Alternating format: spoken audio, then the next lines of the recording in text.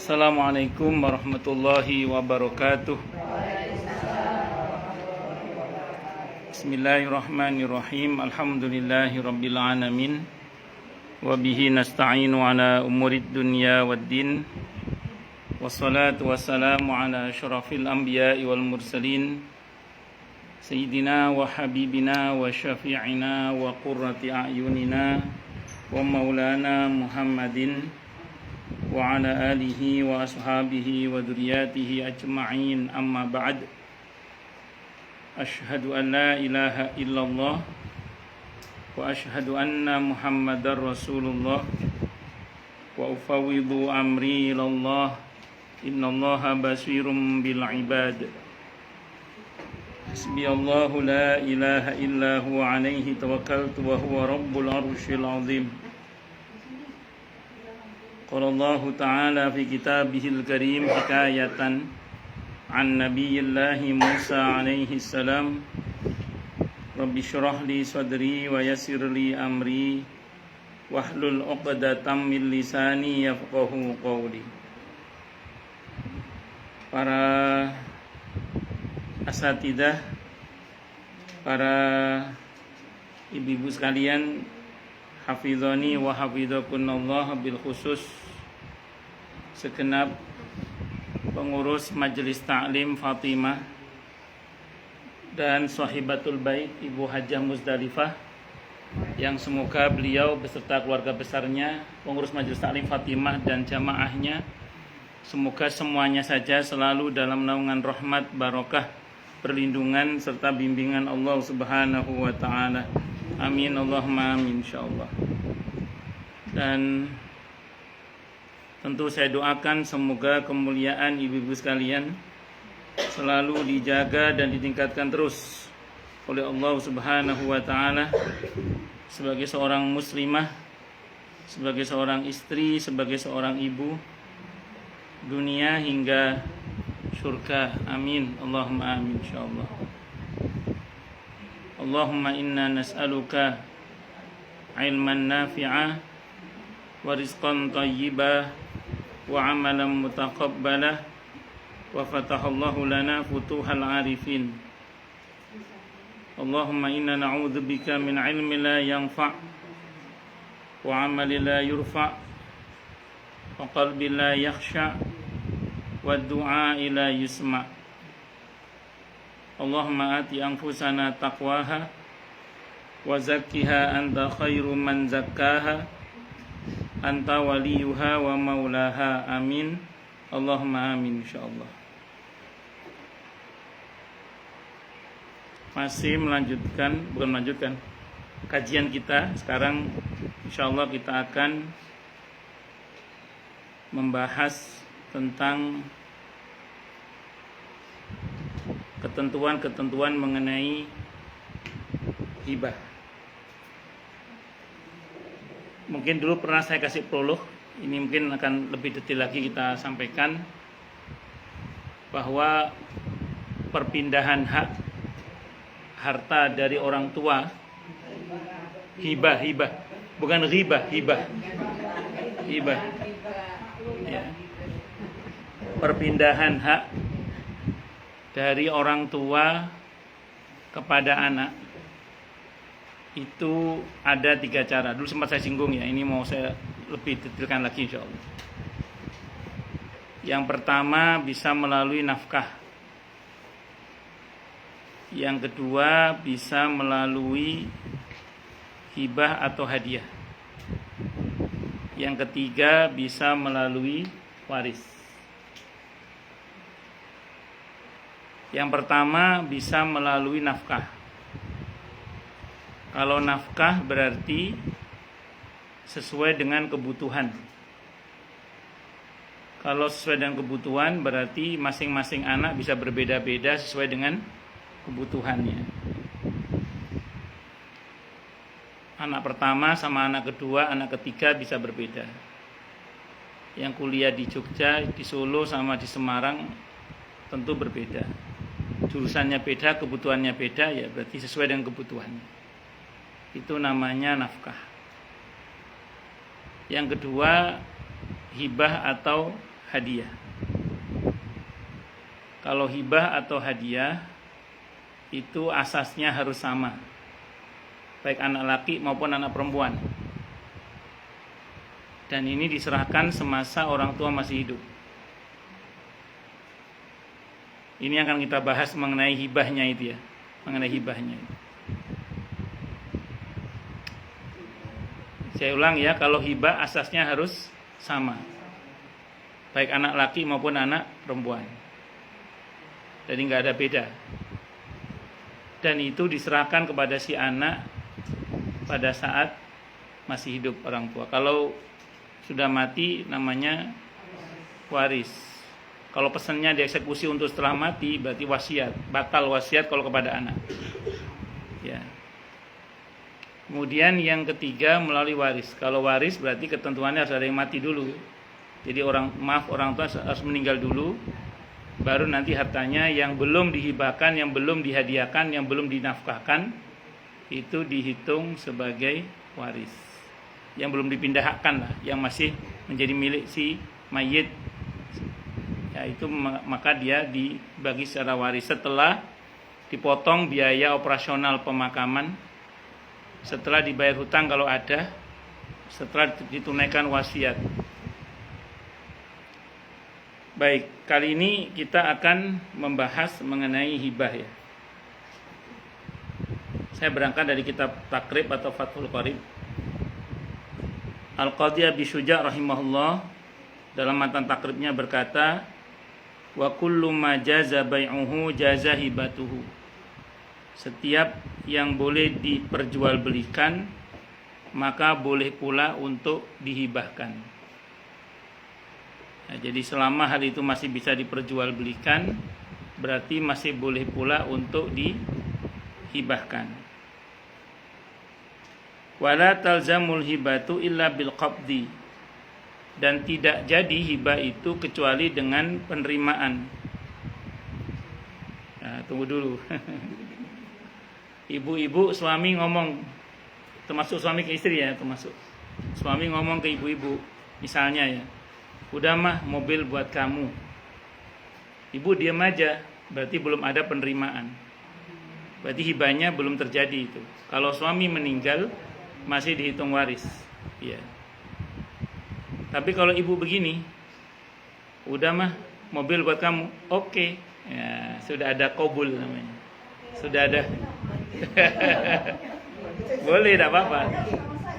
Iya. Saya pikir Bu Hera umroh juga, enggak ya? Oh, saya pikir ikut juga umroh. Nah, terus kemudian begitu oke, berarti sudah terjadi pemindahan hak. Hibahnya sudah sah. Cuman ibu harus segera qobet. Qobet itu apa? Mas, mana BPKB-nya? Mana kuncinya? Begitu ibu terima BPKB sama kunci, berarti qobet namanya. Sudah diterima itu mobil. Kalau perlu pegang dulu mobilnya deh, misalnya gitu. Kalau dari qobet itu, maka hibah tidak bisa dibatalkan. Tapi kalau belum diterima, hibah masih bisa dibatalkan. Contoh gini misalnya, tadi ibu saya bilang oke ya, oke, sudah jadi hibahnya itu. Maaf, seandainya suami meninggal, tidak dihitung waris karena sudah berpindah hak. Tapi kalau suami masih hidup, tiba-tiba berubah pikiran, dan ibu belum menerima SNK-nya, BPKB-nya, kuncinya belum terima ibu, belum terima mobilnya berarti ya. Maka sewaktu-waktu kalau suami berubah pikiran boleh diminta lagi itu. Gak jadi deh mah. misalnya. Makanya mesti cepet-cepet itu. Nah, kalau suami ke istri sudah menerima begitu, sudah qobet begitu, suami tidak boleh meminta kembali apa yang sudah dihibahkan. Kecuali dari orang tua kandung kepada anak kandung. Itu masih boleh. Baik, jadi paham rumusnya Bu ya? Kalau suami ngomong, sudah mah rumah buat kamu mah. Oke Pak. Sertifikat mana? Sertifikat. Pegang dulu itu sertifikat itu sebagai tanda ibu sudah menerima. Kalau sudah ibu terima, berarti hal itu sudah tidak bisa diminta kembali. Ya, tapi akad begitu Bu, akad itu. Kalau maaf ya, kan mohon maaf Bu Mari kan suami sudah wafat, seandainya dulu ada yang pernah dihibahkan sama ibu dan ibu belum menerima, itu sudah sah. Yang dikhawatirkan kalau suami tiba-tiba berubah pikiran kalau ibu belum terima. Karena selama ibu belum menerima barang itu, kalau tiba-tiba suami berubah pikiran, itu sah secara hukum agama. Berarti hibahnya batal. Tapi kalau suami sudah memberikan kepada ibu, ibu sudah terima bendanya atau surat-suratnya sudah ibu terima, berarti sudah terjadi qabd namanya. Penerimaan bendanya itu berarti ibu sudah tidak bisa diminta kembali barangnya oleh suami. Seandainya suami mau meminta kembali tidak boleh udah. Itu maksudnya Bu Maria ya. Ya memang sudah sah Bu Maria. Kalau ibu udah bilang oke, dan seandainya suami meninggal sudah tidak dihitung waris karena sudah dipindahkan secara hukum. Saya ngomong secara hukum syar'inya ya. Saya nggak ngomong hukum secara notarisnya. Kalau notarisnya silakan diurus sendiri, itu hukum positif itu. Tapi secara hukum agama itu sudah tidak bisa dihitung sebagai waris karena sudah dihibahkan. Itu seperti itu. Wa idza qabadaha al-mauhubu lahu lam yakun lil wahibi ayarji'a fiha ila ayakuna walidan. Dan apabila benda itu sudah diterima oleh orang yang diberi, maka tidak berhak bagi orang yang memberi meminta kembali apa yang telah diberikan kepada orang yang diberi tadi itu, kecuali kalau yang memberi itu seorang tua bagi anak kandungnya. Jadi kalau orang tua kandung kepada anak kandung meminta kembali boleh. Ya contoh gini misalnya, ada anak kita berikan dia smartphone. Gara-gara kita berikan smartphone kok dia main game terus nih misalnya gitu ya. Kok lalai nih dari tugas-tugasnya. Udah mana mama minta lagi, boleh tidak apa-apa. Asal itu dari orang tua kandung kepada anak kandung. Tapi kalau selain anak kandung dan orang tua kandung ke anak kandung tadi, itu tidak boleh. Seperti tadi suami ke istri, tidak boleh diminta kembali itu. Jadi apa yang sudah dihadiahkan oleh suami kepada istri, itu kalau istri sudah oke ya maksudnya ya, kecuali istri diem aja. Ada istri itu kasih suaminya diem aja itu. Nah, ada gitu ya. Iya kan kadang gitu ya. Iya misalnya, udah mah itu buat kamu aja. Enggak Pak, milik bersama Pak. Wah. Berarti belum qabul itu. Belum qabul itu. Nah, setelah qabul sudah sah serah terimanya, tapi kalau belum diterima bendanya, suami masih bisa berubah pikiran dan merubah akadnya. Tapi kalau sudah diterima barangnya, sudah suami tidak bisa untuk merubah akad itu karena sudah berpindah hak itu secara hukum agama. Saya ngomong secara hukum agama. Jangan sok manis. Ya betul. Kalau iya aja gitu. Ya boleh meminta kembali itu kalau dari orang tua kandung kepada anak kandung, boleh tidak apa-apa. Wa idza a'mara syai'an aw arqabahu kana lil mu'mari aw lil murqabi wa li warasatihi min ba'dihi. Kalau orang yang memberi itu menggunakan akad umroh dan akad rukbah, umroh itu gini. Saya berikan mobil ini kepada kamu seumur hidup kamu. Nanti kalau kamu udah mati balikin ke saya lagi ya. Maksudnya mobilnya balik ke saya lagi. Ya. Akad seperti itu nggak sah. Yang betul kalau sudah diberikan kepada orang itu seumur hidup, kalau orang yang diberi itu mati, maka mobil itu milik ahli warisnya yang mati itu. Tidak kembali kepada yang memberi. Itu namanya akad umroh, tapi nggak boleh itu. Atau akad rukbah. Kalau akad rukbah itu gini, udah mobil saya kasih ke kamu, nanti tinggal siapa yang mati lebih dulu. Kalau kamu mati lebih dulu, kembalikan ke saya mobilnya. Berarti mobil kembali ke saya. Kalau saya mati lebih dulu, mobil milik kamu udah. Ya, apa? Tidak boleh juga. Yang terjadi adalah begitu udah diserahkan sebagai hibah, walaupun ada omongan kayak gitu, yang terjadi adalah kalau seandainya yang diberi itu mati lebih dulu, tetap jatuhnya ke ahli warisnya yang diberi, tidak kembali kepada yang memberi. Maksudnya apa ini? Di dalam Islam itu sebenarnya tidak berlaku hibah bersyarat. Walaupun nanti ada juga sih itu, kayak misalnya gini, hibah bersyarat itu contoh misalnya dalam pernikahan. Jadi orang kalau melamar seorang gadis biasanya kan bawa hadiah. Ya peningset kalau bahasa Jawanya itu. Nah hadiah yang dibawa itu karena yang bersangkutan mau dinikahi kan. Nah sehingga kalau kemudian yang bersangkutan tiba-tiba tidak mau dinikahi, kan ada orang tunangan dibatalkan pertunangannya. Kalau yang membatalkan dari pihak wanitanya tapi ya, itu dalam fikih ada kewajiban mengembalikan hadiah. Tentu yang bisa dikembalikan, yang sudah habis nggak usah dikembalikan, kayak kue apa kan udah habis semua itu. yang bisa kembalikan aja, karena dia yang membatalkan. Kecuali yang membatalkan pihak pria.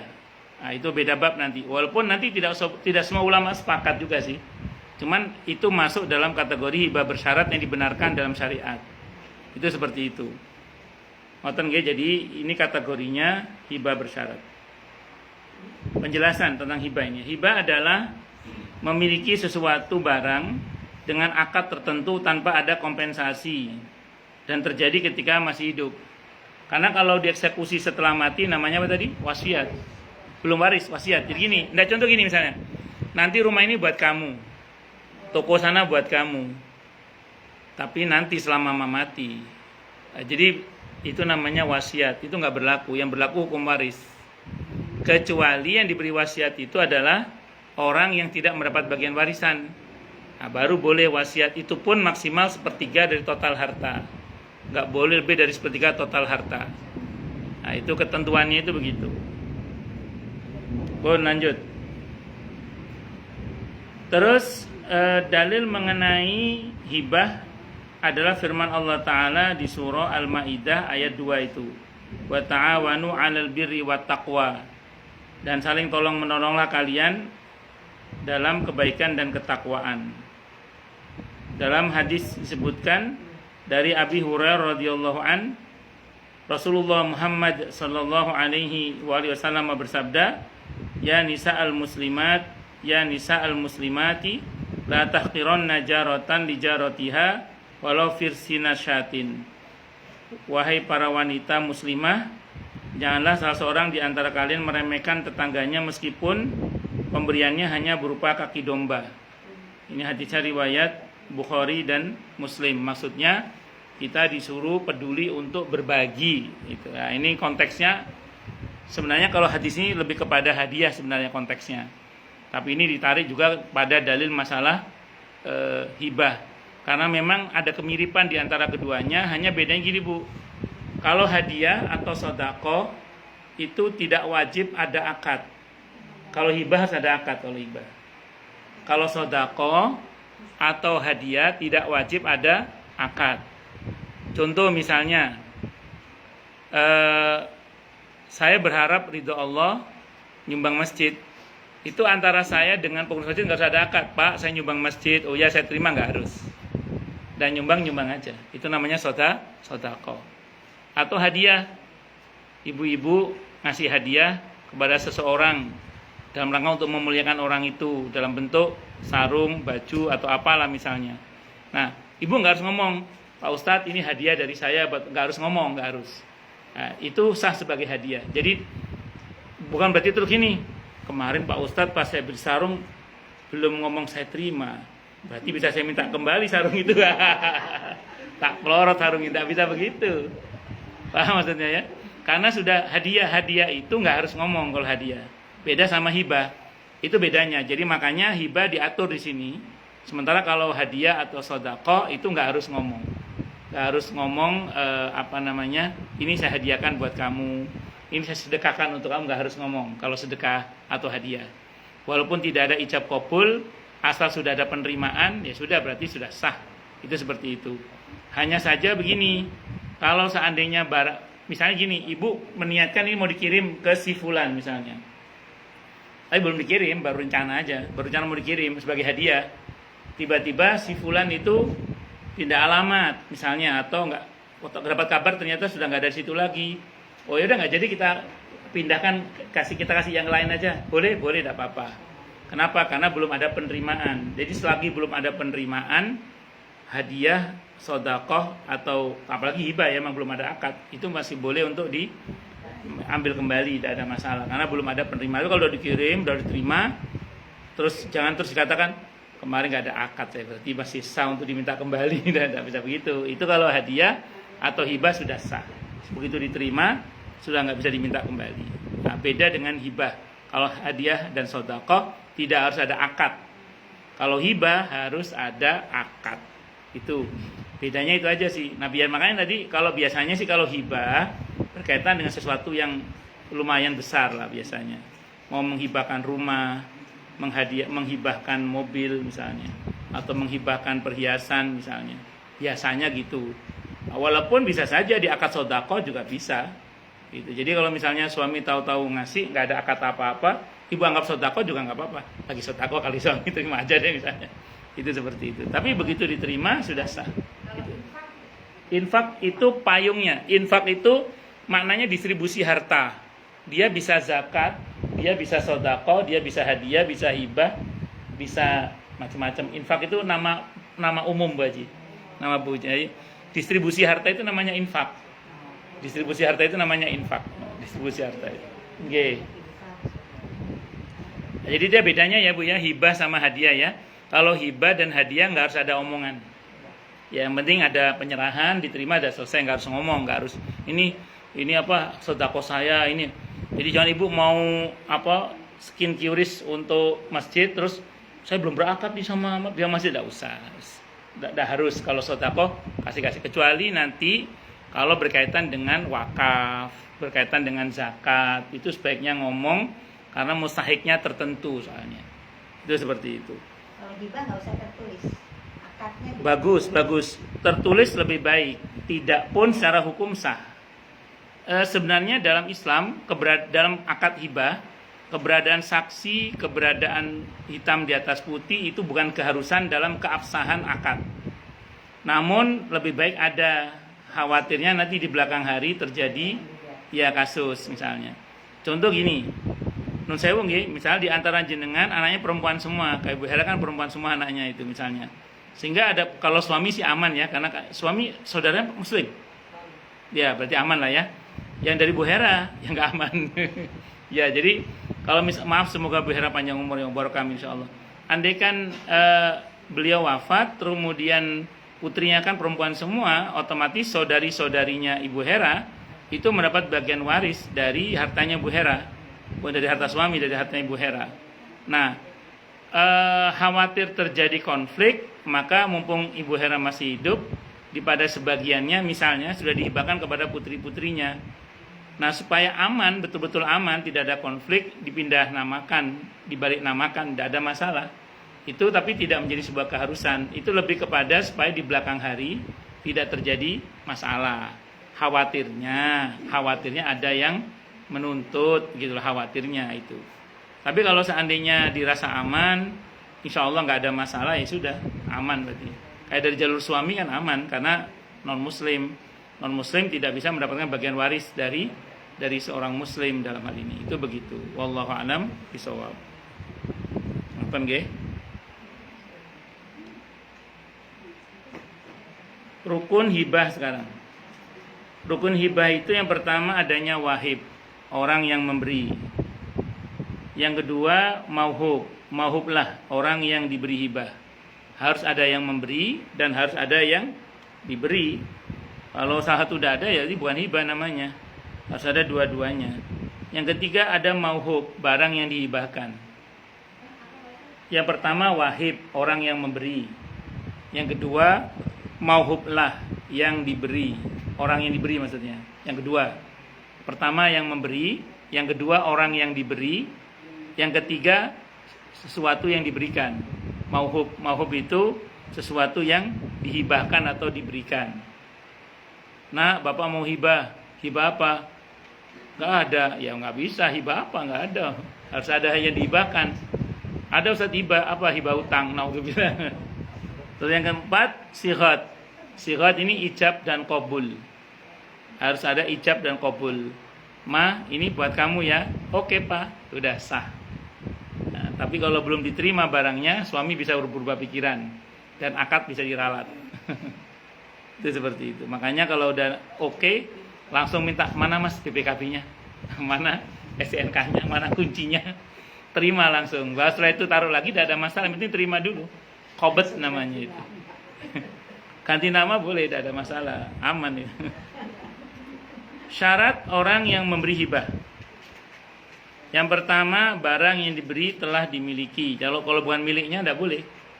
Misalnya yang bersangkutan mau menghibahkan sesuatu yang belum miliknya, ya tidak boleh.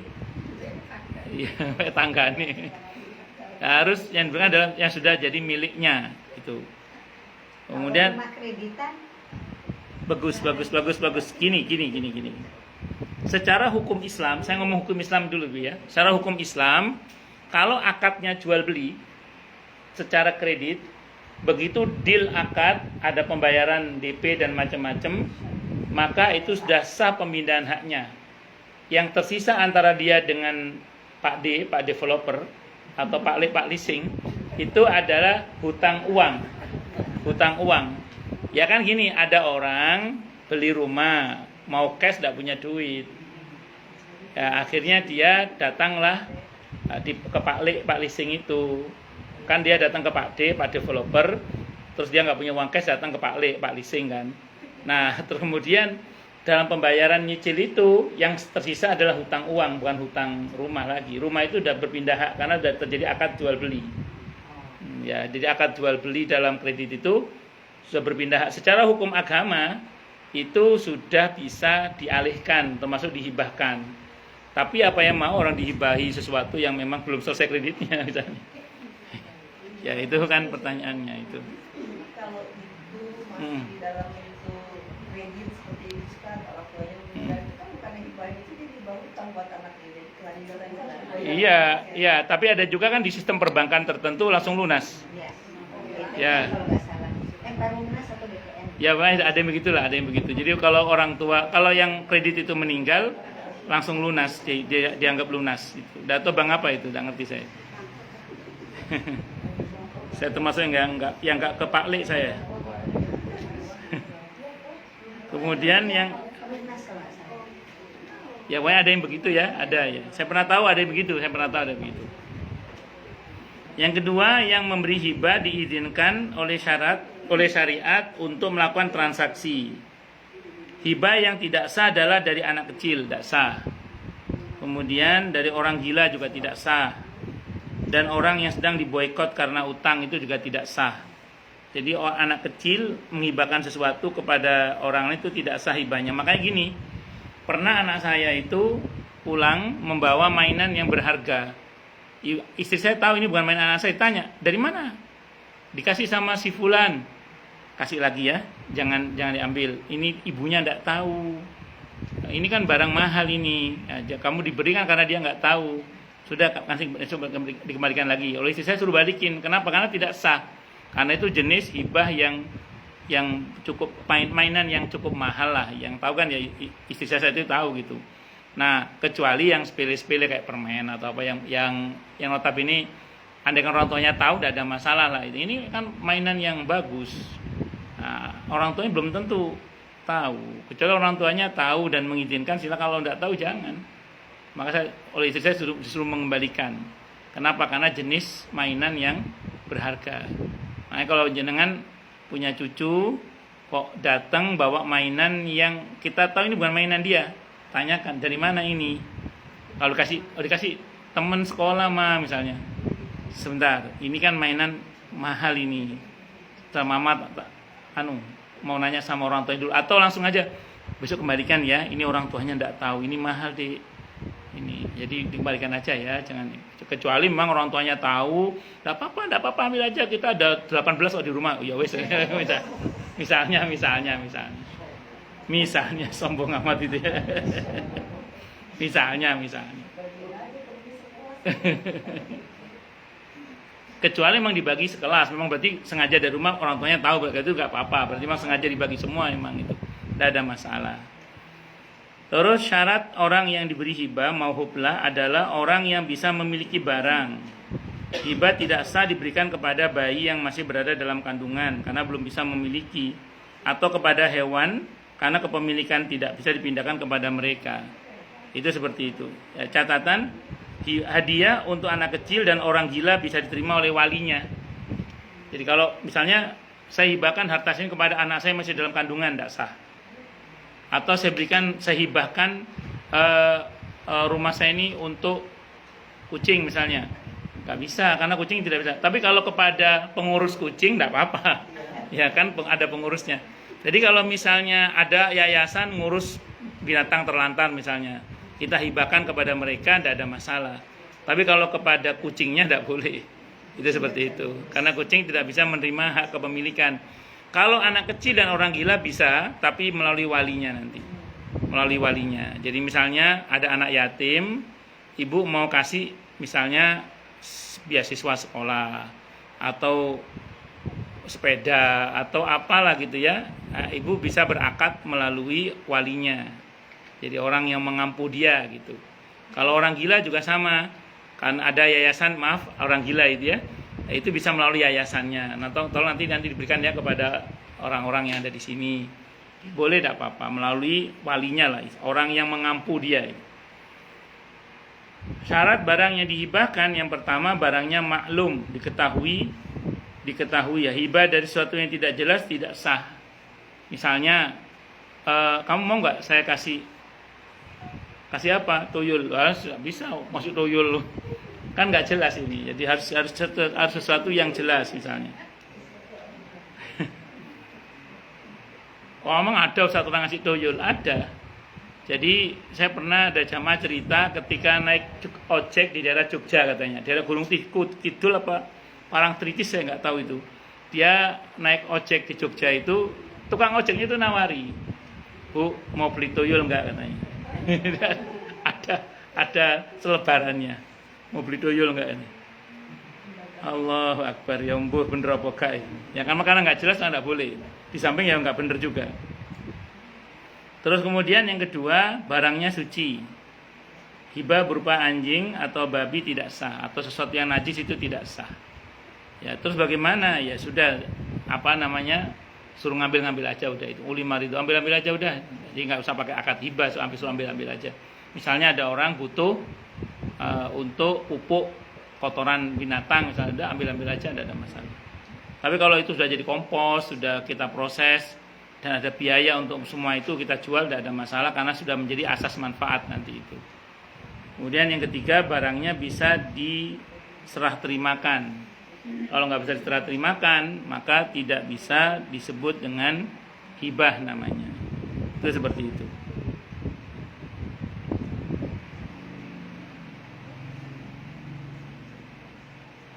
Barang yang bisa diperjualbelikan sah untuk dijadikan hibah.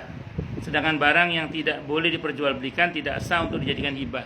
Kalau pakai teori dasar dalam kitab ini, walaupun ada yang mengatakan umumnya, bukan semuanya, umumnya yang bisa dihibahkan, yang bisa diperjualbelikan berarti bisa dihibahkan. Karena nanti ada istilah jual beli manfaat. Jual beli manfaat itu jual beli jasa misalnya. Kalau kemarin kita bahas akadnya namanya ijaroh, sewa menyewa. Nah itu nggak bisa kita hibahkan. Ada orang punya skillnya nggak bisa dihibahkan itu. Karena kan, tapi bisa dia jual skillnya itu, tapi nggak bisa dia hibahkan. Bahwa dia tularkan ilmunya tidak ada masalah, tapi nggak bisa dihibahkan. Skillnya tetap menjadi milik dia, nggak bisa berpindah itu. Itu seperti itu. Kemudian lafaz ijab qabul sama seperti dalam jual beli. Saya jual, saya beli, saya kasih, saya terima. Tapi saya ulang tadi, begitu ada serah terima, sudah sah akad hibahnya. Namun kalau belum ada barang diterima, belum kita terima barangnya, sewaktu-waktu kalau yang menghibah itu berubah pikiran, maka yang menghibah boleh merubah akadnya, meminta kembali. Khusus untuk orang tua kandung kepada anak kandung, boleh meminta kembali. Kalau selain itu tidak boleh, termasuk suami ke istri, tidak boleh meminta kembali. Beberapa catatan mengenai hibah ya. Jika barang yang diberi pada orang yang mendapatkan hibah telah diserah terimakan akad qabd, maka sudah dianggap sebagai miliknya. Adapun jika orang yang memberi hibah atau yang menerima telah meninggal dunia sebelum ada qabd, sebelum diterima barangnya, maka ahli waris boleh menggantikannya. Dengan kata lain, kalau seandainya, sepanjang yang saya pahami ya, kalau seandainya benda yang sudah diakad serah terimakan itu tiba-tiba menjadikan orang yang memberi itu wafat karena sudah sah hibahnya, maka sudah tidak lagi dihitung sebagai waris. Namun kalau seandainya belum terjadi qabd dan kalau sewaktu-waktu orang yang menghibah berubah pikiran, dia boleh merubah akad hibahnya itu dengan membatalkannya. Kalau belum terjadi qabd penerimaan barangnya, makanya harus gerak cepat. Itu seperti itu.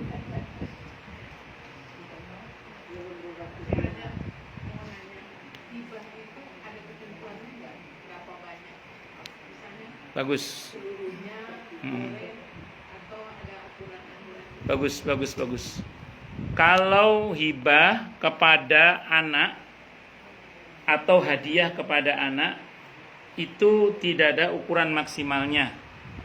Yang penting ma'ruf.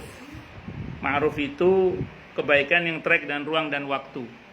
Dalam hadis Sahih Bukhari, ketika ada seorang sahabat namanya Bashir radhiyallahu anhu hendak menghibahkan hartanya kepada Nu'man, Nabi bertanya, apakah anakmu cuma satu ini? Enggak, anak saya banyak ya Rasulullah. Kamu kasih semua? Enggak. Kata Nabi, kasih semua. Kasih semua berapa? Kan banyak berarti kan?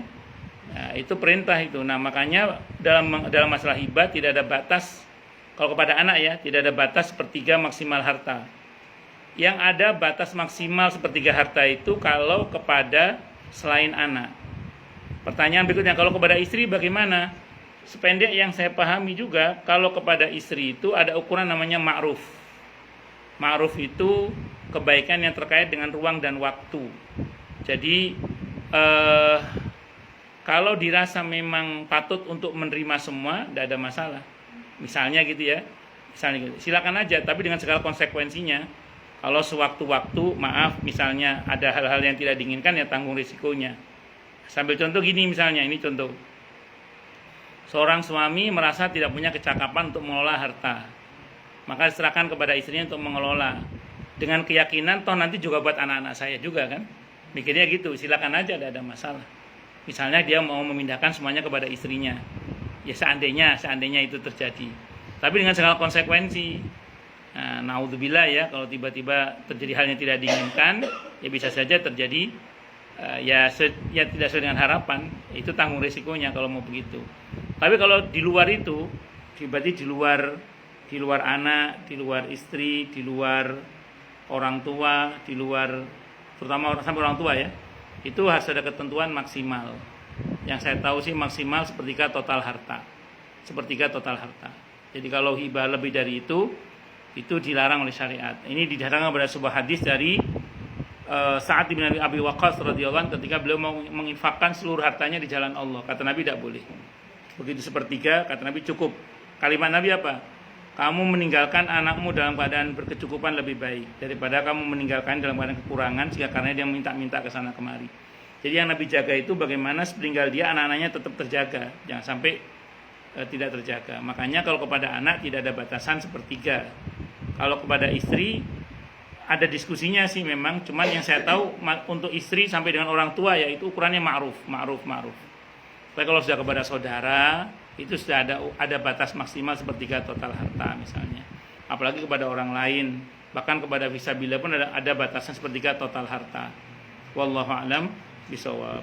Itu seperti itu. Biasanya kalau kepada istri itu bisa percaya penuh kalau memang punya anak biasanya, karena dengan keyakinan penuh kan nanti insya Allah semua juga untuk kebaikan anak-anak kan gitu. Bahkan di saat suami balelo pun kadang istri yang cekatan menyelamatkan harta ya demi anak-anaknya kan, kadang seperti itu. Itu biasanya gitu. Wallahu a'lam bishawab biasanya gitu. Oke, monggo silakan yang mau tanya dulu. Tanya, protes, marah boleh silakan. Masalah atau masalah yang lain boleh. Pokoknya diingat-ingat aja ya. Sebelum saya diingat-ingat aja ya pokoknya ya. Kalau sudah ada serah terima berarti sudah sah pemindahan haknya. Kalau sewaktu-waktu suami berubah pikiran masih mungkin kalau barangnya belum diterima ya. Kalau tidak ada kata terima dari istri, kalau dari suami ke istri atau dari orang tua ke anak belum ada kata terima dari pihak yang diberi, maka hibahnya belum terjadi berarti. Jadi kalau yang memberi itu tiba-tiba meninggal, maka hartanya masih bisa dibagi secara waris. Dan penerimaan itu harus langsung ya, nggak boleh besoknya. Suami ngasihnya malam, ngomong iyanya besok pas bangun tidur, nggak bisa. Ya harus seketika. Jadi kayak akad jual beli aja, saya jual, saya beli langsung. Ya cash and carry. Oke, monggo Bu siapa dulu, Bu Hada dulu apa Bu Emma dulu? Lebih tua siapa? Mohon maaf. Oke, monggo. Seandainya udah dilibatkan, lalu misalnya pisah gitu. Ya. Kan suka ada harta begini. Apakah itu ditarik lagi? Bagus. Apa yang sudah dipindahkan itu tidak bisa diminta kembali. Adapun mengenai gonogini dalam kompilasi hukum Islam itu nanti kalau ada tuntutan biasanya. Kalau di antara kedua belah pihak mau saling mengerti, nggak ada masalah sih sebenarnya. Gonogini itu kan rame kalau ada ribut. Kalau nggak ada ribut sih nggak. Ada dalam kompilasi hukum Islam, konteksnya fikih Indonesia. Kalau di fikih klasik tidak ada sebenarnya. Kalau di fikih klasik tidak ada. Di fikih Indonesia itu gini, saya cerita dulu Bu ya. Fikih klasik kita itu, sependek yang saya pelajari, itu memang berbasis pada keluarga di Timur Tengah, di Arab sana. Orang Arab itu pemisahan harta itu jelas. Harta suami, harta istri itu jelas. Di Arab sana itu. Nah, di kita ini kan bukan Habib ya, tapi Abib. Abib itu Arab bukan, India bukan gitu ya. Jadi karena Arab bukan, India bukan, sehingga kemudian nggak jelas harta suami, harta istri kan seringkali jadi satu. Betul nggak betul ya? Iya, seringkali jadi satu kan. Tidak ada pemisahan kekayaan. Nah, karena tidak ada pemisahan kekayaan suami dan istri, karena jadi satu uangnya, maka sudah sepatutnya lah ketika bercerai itu istri mendapat bagian dari harta suami karena bercampurnya harta itu. Dan di sedikit banyak usaha suami pasti ada andil istri kan, yang nyiapin bajunya apa segala macam itu. Makanya doa tuh makanya dalam konteks Indonesia itu oleh ulama-ulama Indonesia yang ada jumlahnya 400 orang di Padang saat itu, Pak Harto yang mengadakan acara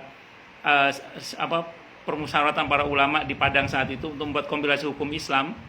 Jadi kompilasi hukum Islam itu Abu Bakar atas Budi Baik Golkar itu saat itu. Itu ada sekitar 400 ulama diskusi di Padang menghasilkan kompilasi hukum Islam yang dipakai sebagai hukum positif di Indonesia. Di antaranya dalam konteks Indonesia, sistem rumah tangganya beda dengan gambaran di fikih klasik kita, yang itu adalah rumah tangga Arab yang pemisahan kekayaan itu jelas. Sementara di kita itu nggak jelas. Makanya ada istilah gonogini. Walaupun sebenarnya itu nggak ada masalah kalau di antara kedua belah pihak ada kesepakatan yang damai.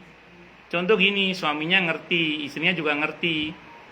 Saling aja udah ngerti. Makanya kan dalam perceraian ada mediasi kan biasanya kan. Kalau itu selesai udah selesai, tidak ada masalah. Itu seperti itu Bu gitu. Wallahu a'lam bishawab gitu. Ngeten nggih? Ya. Moga Bu Emma. Nggih.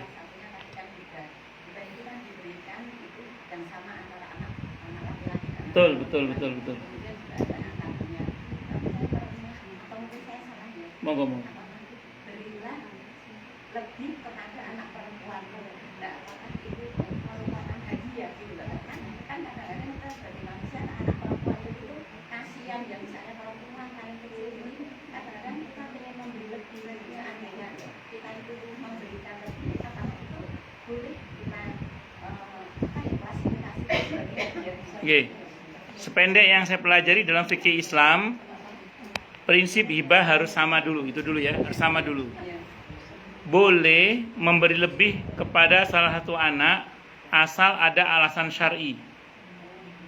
Kalau nggak ada alasan syar'i tidak boleh. Contoh, ini masih sekolah. Kalau di fikih contohnya karena faktor pendidikan misalnya.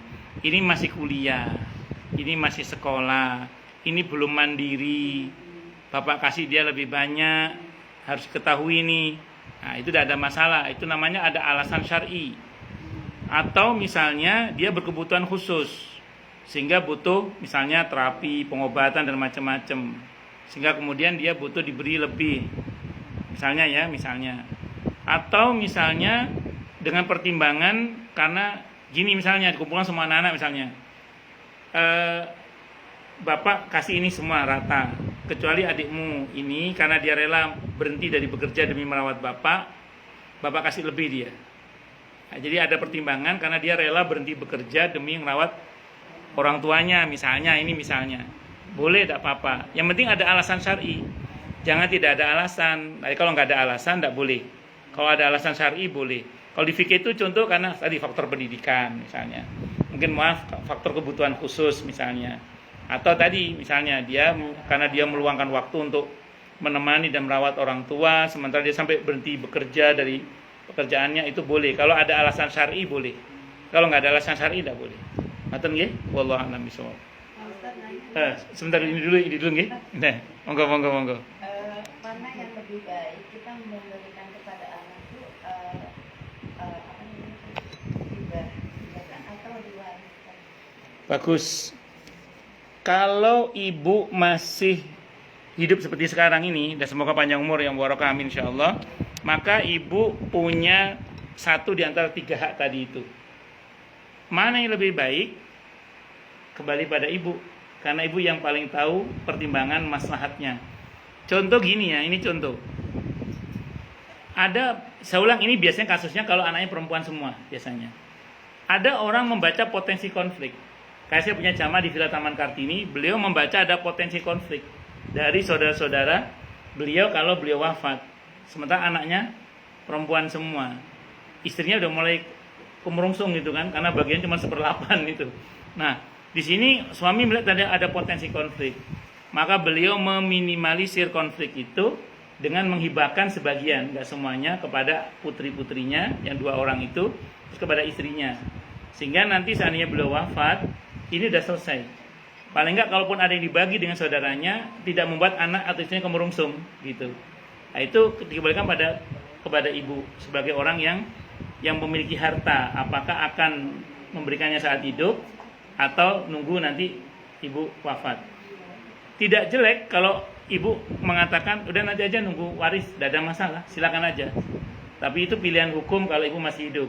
Kalau sudah meninggal memang gak ada pilihan lain kecuali waris untuk sisa harta yang memang belum dipindahkan semasa hidup. Wallahu a'lam bishawab. Ngoten nggih? Siapa dulu ini? Bu Yasni apa? Nggih.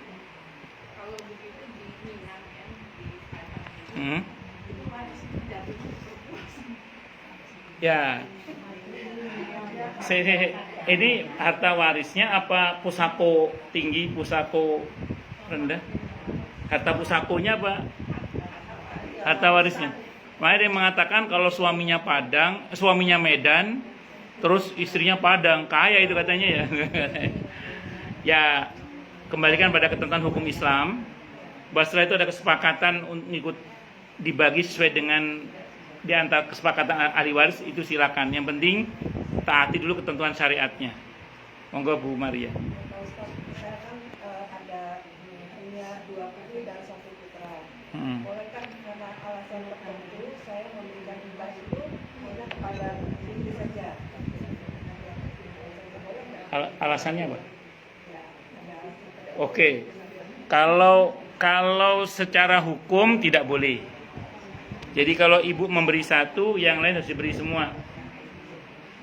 Itu ketentuannya. Hadisnya riwayat Al-Bukhari. Kata Nabi, kalau kamu beri 1, yang lain beri semua, kata Nabi. Itu yang saya tahu. Wallahu a'lam bishawab. Walaupun dengan kondisi apapun itu, misalnya dengan keadaan atau ekonomi atau apa gitu. Prinsipnya berikan aja dulu semua. Jadi anak laki-laki, ini mama punya harta sekian. Sebagai bentuk keadilan mama sebagai orang tua, mama kasih kalian semuanya segini. Terus ibu ngomong secara pribadi ke anak laki-lakinya, Kak, kan adikmu kondisinya begini misalnya gitu ya. Rela nggak kamu misalnya hak kamu dikasihkan ke adik kamu? Mama nggak paksa sih. Kalau kamu berkenan, mama akan sangat berterima kasih sekali. Tapi mama nggak paksa. Misalnya gitu, silakan aja ibu negosiasi sama anak laki-laki ibu. Ini penting bukan apa-apa, karena jangan sampai ketika kita meninggal, anak kita menyisakan dendam. Kadang begini Bu, kadang begini, hibah yang tidak adil itu mungkin di permukaan awalnya nggak ada masalah, tapi di belakang hari kadang menyisakan, kalau orang Jawa bilang bendol buri katanya. Bendol buri itu ya di belakang tiba-tiba ada yang menggerutu, khawatirnya begitu. Itu sependek yang saya pahami Bu ya. Wallahu a'lam bishawab. Oke, monggo.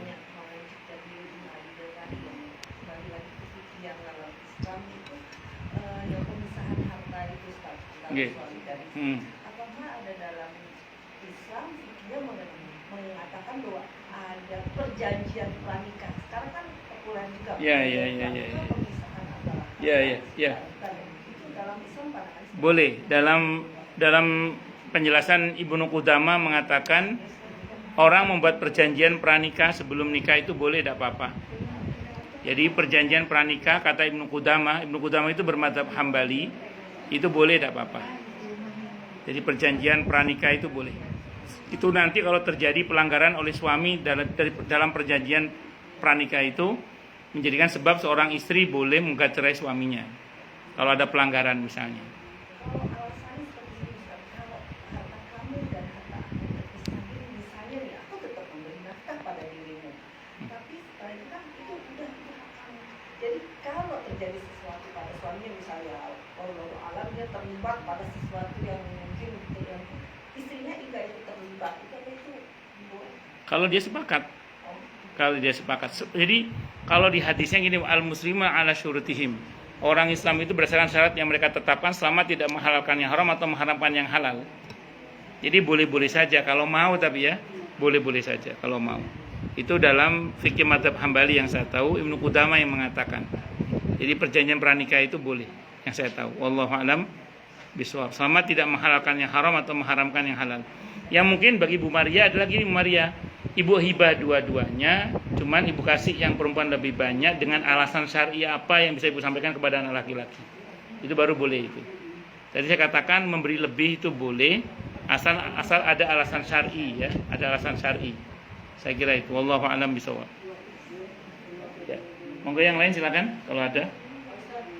Monggo Bu.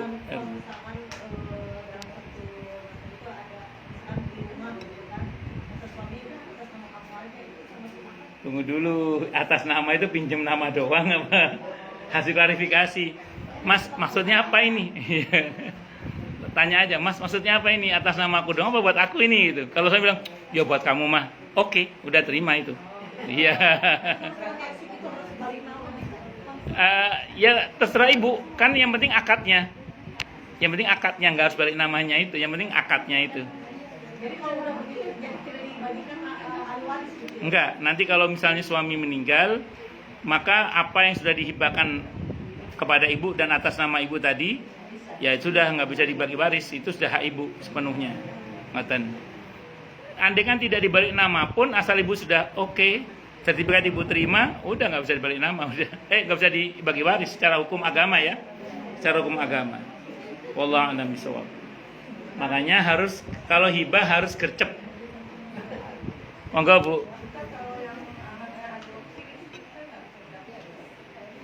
Anak adopsi itu tidak termasuk dalam kategori ahli waris. Kalau untuk mereka bisa kita beri wasiat. Jadi mereka berhak mendapatkan wasiat. Bisa, misalnya karena tidak mendapat bagian waris, khawatir nanti kakak-kakaknya nakal misalnya gitu ya. Maka dibuatkan wasiat untuk anak angkat saya yang ini saya berikan sebagian harta saya sekian. Boleh tidak apa-apa. Wasiat boleh kalau anak angkat. Anak angkat, anak asuh, anak tiri boleh. Boleh dapat hibah anak angkat. Bisa, tapi maksimal sepertiga total harta, nggak boleh lebih karena orang lain hitungannya. Walaupun dia seperti anak kita sendiri, tapi hitungannya orang lain. Boleh, yang nggak boleh itu merubah nasab, mengkaburkan nasab. Ya, kalau sebenarnya nggak boleh sebenarnya, cuman karena itu tuntutan apa namanya, administrasi mungkin ya. Ya wallahu alam. Cuman kalau teman saya ada teman saya itu adopsi anak, dia ngurus surat adopsi, dia nggak mau mengkelabui dengan akte atas nama dia karena takut belakangan ada masalah juga kan. Itu seperti itu. Ya. Pokoknya jangan mengkaburkan nasab. Itu aja. Nasabnya harus dipercaya. Makanya gini Bu, maaf ya. Kalau Ibu ngambil anak, kalau dalam Islam idealnya ya, sebelum baligh itu sudah diberitahukan sebenarnya dia anak siapa. Terutama kalau itu anak perempuan karena berkaitan dengan perwalian. Kalau kenapa? Misalnya ngambil dari Ya, sependek yang saya tahu dosa kalau nggak diberitahu. Iya. Ngambil dari yatim dari panti asuhan yang bayinya itu ditaruh di jadi nggak tahu orang. Ya, yang penting gini, jangan sampai dikaburkan nasabnya itu aja. Deh, makanya jangan dikaburkan, sampaikan apa adanya aja bahwa Ya, Kamu ditemukan di sini. iya gitu. KTK yang ngomongnya. Ya tapi begitu aturan dalam Islam itu nggak boleh dikaburkan nasabnya pokoknya. Jadi sidangnya nanti Wali hakim. wali hakim. Wali hakim. Wali hakim. Tapi dunia kan nggak ketahuan. Ya bin fulan atau bin Hawa atau binti Hawa atau binti Adam bisa. Binti Hawa. Iya. Saya ada saudara yang begitu, dia tahu kalau dia anak angkat, tapi pada waktu akan nikah dia bilang sama orang tuanya, saya nggak mau dilihatin kamu. Jadi dia nggak maunya bahwa tas seolah-olah kamu itu tahunya dia anaknya papa, bukan anak angkat. Jadi dia hanya mau akan nikah itu dengan kelompok kecil gitu loh. Anak itu yang ngomong sendiri bilang. Ya bagus. Berarti nanti yang penting sah secara agama dulu, baru nanti di depan umum. Dia saya seolah-olah anak. Iya, tidak ada masalah. Tidak ada masalah. Yang penting jangan dikaburkan nasabnya itu aja, Bang. Kalau dikaburkan nasabnya itu bisa dosa besar. Wallahu a'lam bishawab. Kalau dia anak yang nggak jelas, ya seharusnya memang menurut saya, Bung, ya, memang dari awal sudah diberitahukan, memang. Karena saya mohon maaf, beberapa kasus dalam rumah tangga itu kadang anak angkat itu lebih bikin masalah daripada anak kandung kadang. Ya, kadang nggak semuanya sih. Iya bener ya. Iya. Itu makanya harus diberitahu dari awal biar dia dari awal tahu diri juga gitu. Tapi tetap disayang. Ya. Cukup dulu ya? Atau ada lagi? Kita tutup dengan hamdalah. Alhamdulillahirabbil alamin. Semoga kajian kita bisa bermanfaat, mubarakah fi dini wa dunya wal akhirah untuk kita, keluarga kita dan seluruh umat Islam semuanya. Dan mudah-mudahan kita semua dijadikan oleh Allah sebagai orang-orang yang sukses dunia akhirat, selamat dunia akhirat, bahagia dunia akhirat, dan dipermudah setiap urusan kita oleh Allah fi dini wa dunya wal akhirah. Semoga Allah limpahkan hidayah selalu untuk kita. Semoga Allah tingkatkan selalu hidayah untuk kita. Dan semoga Allah berikan hidayah untuk siapapun yang melihat kita. Subhanakallahumma bihamdika asyhadu an la ilaha illa anta astaghfiruka wa atubu ilaik. Sallallahu alaihi Muhammad wa ala alihi wa sahbihi wasallam. Saya mohon maaf. Wassalamualaikum warahmatullahi wabarakatuh.